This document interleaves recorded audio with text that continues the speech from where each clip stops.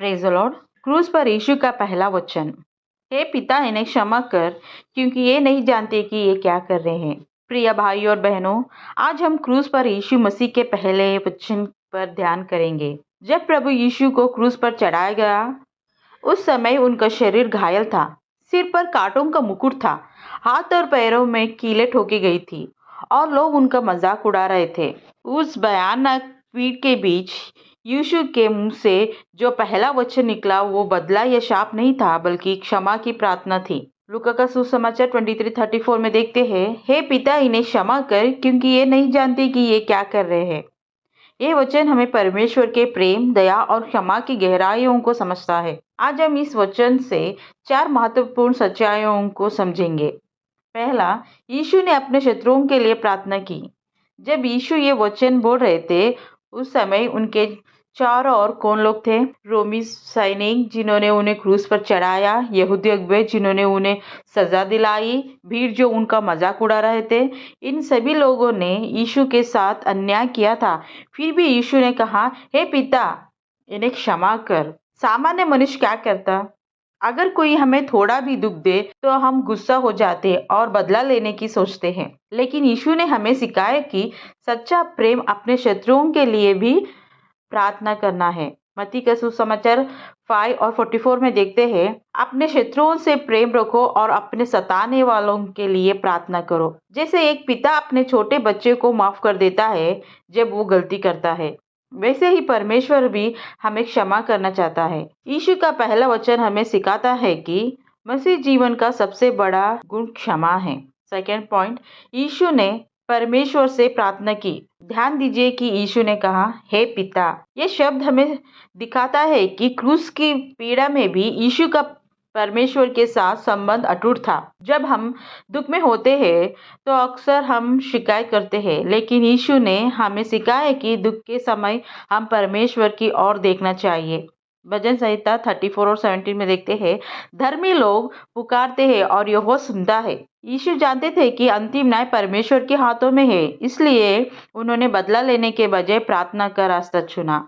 जब लोग हमारे साथ गलत व्यवहार करते हैं, तब हम गुस्सा नहीं करना चाहिए, बदला नहीं लेना चाहिए, बल्कि परमेश्वर से प्रार्थना करना चाहिए। थर्ड पॉइंट, मनुष्य अज्ञानता में पाप करता है। यीशु ने कहा, क्योंकि ये नहीं जानते कि ये क्या कर रहे हैं। इसका अर्थ ये नहीं कि वे बिल्कुल निर्दोष थे, बल्कि वे आत्मिक अंधकार में थे। उन्हें ये समझ नहीं आया कि वे परमेश्वर के पुत्र को क्रूस पर चढ़ा रहे हैं। पहले कोरिन्थियों का 2 और 8 में देखते हैं, यदि वे जानते तो महिमा के प्रभु को क्रूस पर ना चढ़ाते। आज भी बहुत लोग पाप इसलिए करते हैं क्योंकि वो परमेश्वर को नहीं जानते। एक अंधा व्यक्ति रास्ते में गलती कर सकता है क्योंकि वो देख नहीं सकता। उसी तरह पापी मनुष्य आत्मिक अंधेपन में जीवन जीता है।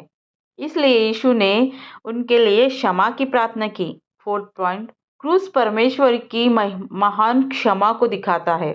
यीशु का पहला वचन हमें बताता है कि क्रूस का सबसे बड़ा संदेश क्षमा है। क्रूस पर यीशु केवल उन सैनिकों के लिए नहीं प्रार्थना कर रहे थे, बल्कि पूरी मानव जाति के लिए। हम सबने पाप किए हैं। रोमियों का 3 और 23 में देखते हैं, क्योंकि सबने पाप किए हैं और परमेश्वर की महिमा से रही थी। लेकिन परमेश्वर का प्रेम इतना महान है कि यीशु ने हमारे लिए प्रार्थना की। रोमियों का 5 और 8 में देखते हैं, परमेश्वर हम पर अपना प्रेम इस रीति से प्रकट करता है कि जब हम पापी ही थे, तब महिमा हमारे लिए मरा, मसीह हमारे लिए मरा। क्रूस हमें याद दिलाता है कि परमेश्वर की क्षमा हर पाप से बड़ी है। यीशु का पहला वचन हमें 3 बातें सिखाता है। हमें अपने शत्रुओं को भी क्षमा करना चाहिए। हमें हर परिस्थिति में परमेश्वर से प्रार्थना करनी चाहिए। हमें याद रखना चाहिए कि परमेश्वर की दया बहुत महान है। प्रिय भाई और बहनों, क्रूस पर यीशु का पहला वचन हमें ये याद दिलाता है कि मसीह जीवन का केंद्र प्रेम और क्षमा है। जब यीशु क्रूस पर लटक रहे थे, उन्होंने कहा, हे पिता, इन्हें क्षमा कर, क्योंकि ये नहीं जानते कि ये क्या कर रहे हैं। आज हमें अपने दिल से पूछना चाहिए, क्या हम दूसरों को क्षमा करते हैं?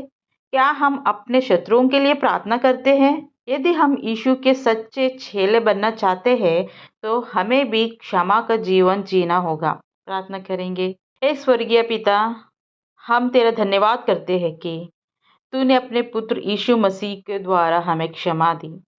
हमें ऐसा हृदय दे कि हम भी दूसरों को क्षमा कर सके, हमारे जीवन को अपने प्रेम और दया से भर दे।